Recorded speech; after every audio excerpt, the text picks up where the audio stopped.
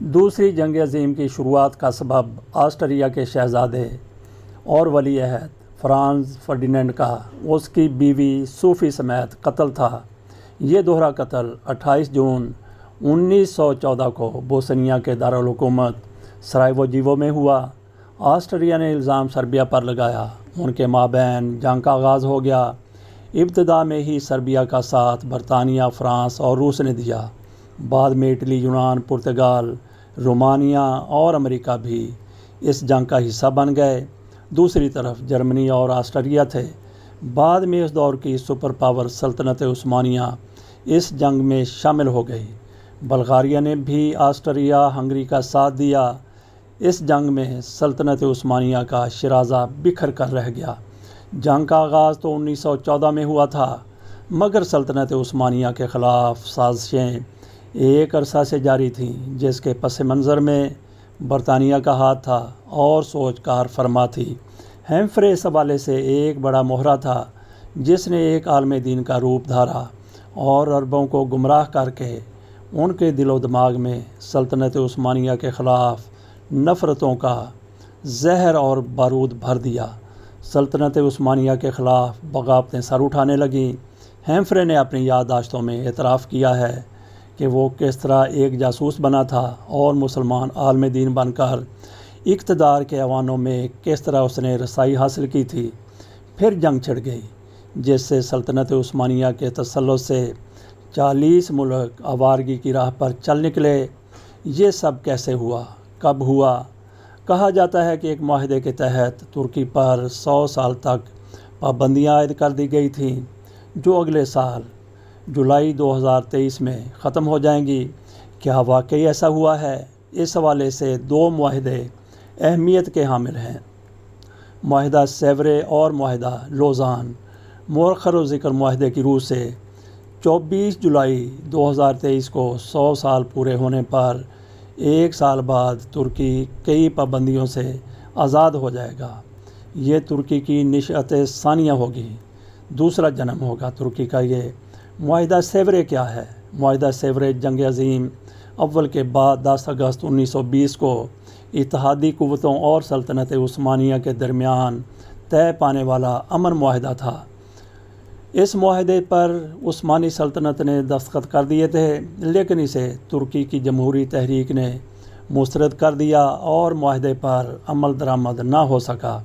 مصطفیٰ کمال اتاتürk کی زیر قیادت اس تحریک نے معاہدے کے بعد ترکی کی جنگ آزادی کا اعلان کر دیا اور قسطنطنیہ، موجودہ استنبول میں بادشاہت ختم کر کے ترکی کو جمہوریہ بنا دیا گیا۔ معاہدہ سیورے کو سلطنت عثمانیہ کی بدترین شکست سمجھا جاتا ہے، اور یقیناً ایسا ہی ہے، جو اپریل 1920 میں اتحادیوں کے درمیان سان ریمبو کانفرنس کے بعد طے پانے والے معاہدوں کی ایک کڑی تھا۔ اس کے بعد سلطنت عثمانیہ تحلیل کر دی گئی۔ معاہدہ سیورے کے اہم نکات یہ ہیں: معاہدے میں سلطنت عثمانیہ کی سرحدوں کا تعین کیا گیا، جس میں سلطنت عثمانیہ کا رقبہ موجودہ ترکی کے رقبے سے کم تھا۔ متعدد جزائر جیسے جزیرہ ایمبروز ہے اور دیگر یونان کے حوالے کر دیے گئے۔ ترکی عسکری طور پر اٹلی، فرانس اور برطانیہ کے زیر قبضہ آ گیا۔ سلطنت عثمانیہ کی سابقہ مملکت عراق اور مصر برطانیہ کے قبضے میں چلے گئے۔ شام، تیونس اور الجزائر فرانس کے قبضے میں آ گیا اور لیبیا اٹلی کے زیر تسلط چلا گیا۔ سعودی عرب شریف مکہ کے زیر تسلط سلطنت حجاز قرار پائی۔ آبنائے باسفورس کے لیے ایک طاقتور کمیشن قائم کیا گیا، جس میں تمام اختیارات مغربی طاقتوں کے ہاتھ میں دے دیے گئے۔ اس کمیشن کو ایک پولیس فورس بنانے کا اختیار دیا گیا، جس کے افسر مغربی ملکوں سے لیے جانے قرار پائے۔ اسی کمیشن نے آبنائے باسفورس کا برائے نام محصول وصول کرنا تھا۔ طے پایا کہ ترکی کے تمام مالی وسائل 3 مغربی ملکوں برطانیہ، فرانس اور اٹلی کے قبضے میں ہوں گے۔ ترکی کا بجٹ انہی طاقتوں کی طرف سے بنائے گئے مالیاتی کمیشن کی منظوری سے عمل میں آئے گا۔ تمام ٹیکسز کا نفاذ بھی اسی سامراجی مالیاتی کمیشن کی منظوری سے ہوگا۔ عثمانی سلطنت 700 سے زیادہ محافظ نہیں رکھ سکتے۔ عثمانی سلطان 700 سے زیادہ محافظ نہیں رکھ سکتے۔ ملک کی مجموعی عسکری طاقت کی تعداد 50,000 اہلکاروں سے زیادہ نہیں ہوگی۔ ان اہلکاروں کو صرف بندوقیں اور بعض کو مشین گن دی جائیں گی۔ اس کے علاوہ کوئی اسلحہ ان کے پاس نہیں ہوگا۔ ان کی بنیادی ذمہ داریاں ملک کے اندر معاملات کی دیکھ بھال اور داخلی امن و امان کا قیام تھا۔ یہ عسکری فوج کو کہا گیا تھا۔ ترکی کی بحریہ کو صرف 6 تارپیڈو کشتیاں اور 7 سلوپ یعنی فری گیٹ سے بھی چھوٹی بادبانی کشتیاں رکھنے کی اجازت ہوگی۔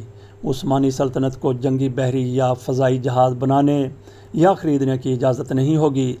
جو بحری یا ہوائی جہاز ترکی کے پاس قابل استعمال یا قابل مرمت یا زیر تعمیر حالت میں موجود ہیں، تمام کے تمام 6 ماہ کے اندر اندر اتحادیوں کی بندرگاہوں پر اپنے خرچے پر پہنچانے ہوں گے۔ تمام اسلحہ بارود بھی اتحادیوں کے حوالے کرنا ہوگا۔ ترکی کوئی فضائیہ رکھنے کا مجاز نہیں ہوگا۔ ترک باشندے کسی دوسرے ملک کی فوج میں بھی نہ ملازمت کر سکیں گے، نہ ہی تربیت حاصل کر سکیں گے۔ جرمنی سے حاصل کیے گئے جہاز، ہتھیار اور اسلحہ اپنے خرچ پر اتحادیوں کی بندرگاہوں پر پہنچانا ہوگا۔ یہ تھا سیور معاہدہ، جس کے تحت سلطنت عثمانیہ اس وقت کی حکومت کے ہاتھ پاؤں باندھ دیے گئے تھے۔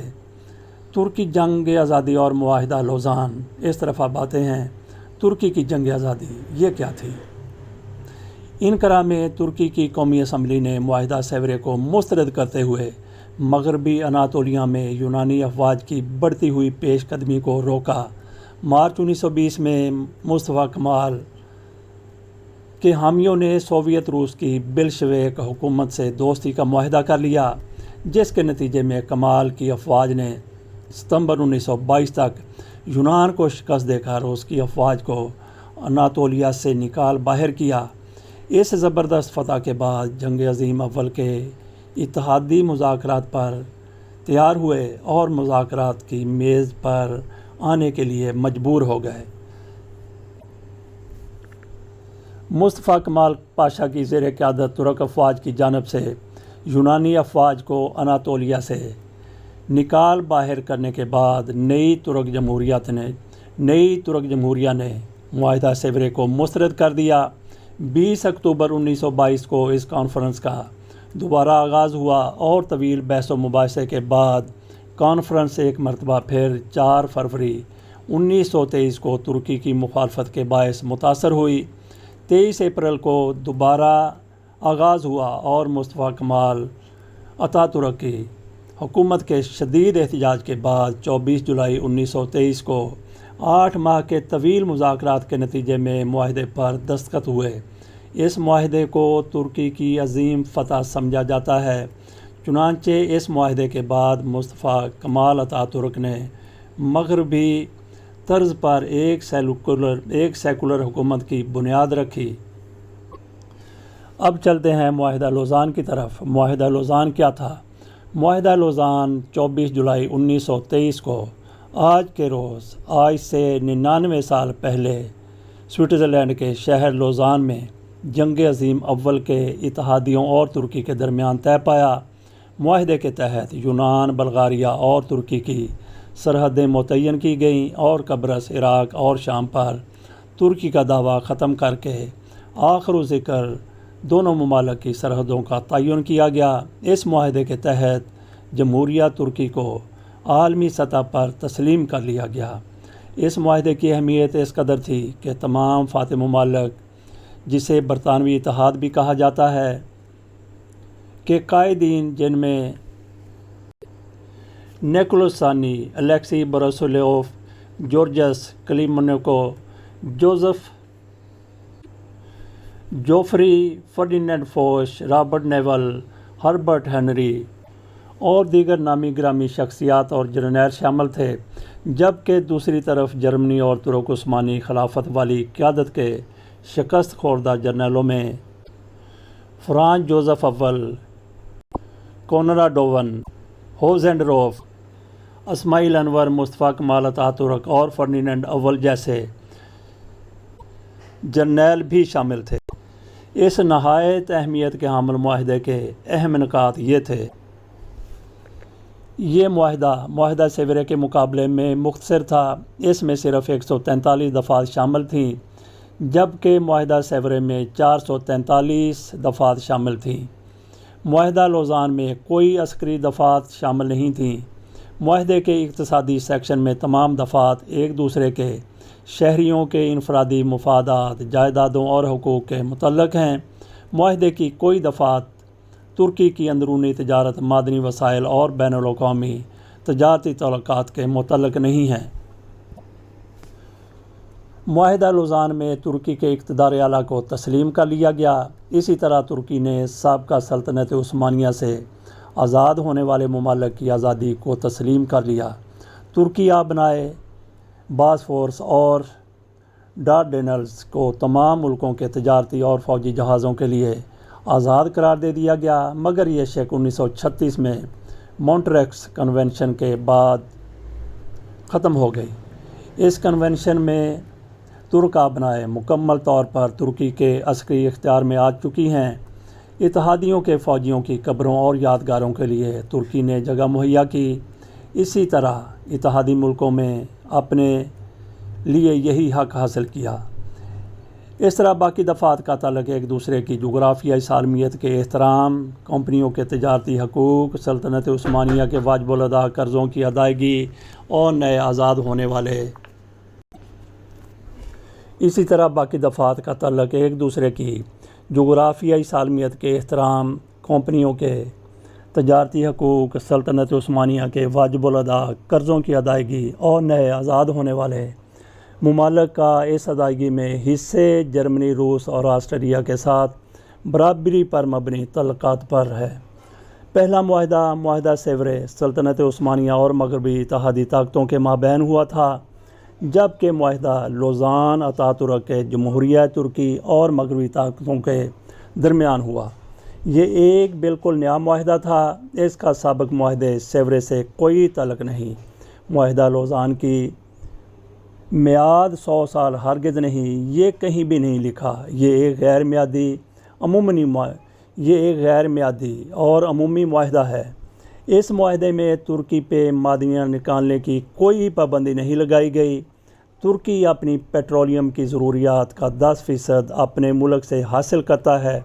اتاتورک نے جس معاہدے لوزان پہ دستخط کیے وہ ایک متوازن حیثیت اور فاتحانہ انداز میں کیا گیا معاہدہ تھا، جبکہ سلطنت عثمانیہ کی طرف سے دستخط کیا گیا معاہدہ سیورے در حقیقت ایک فوجی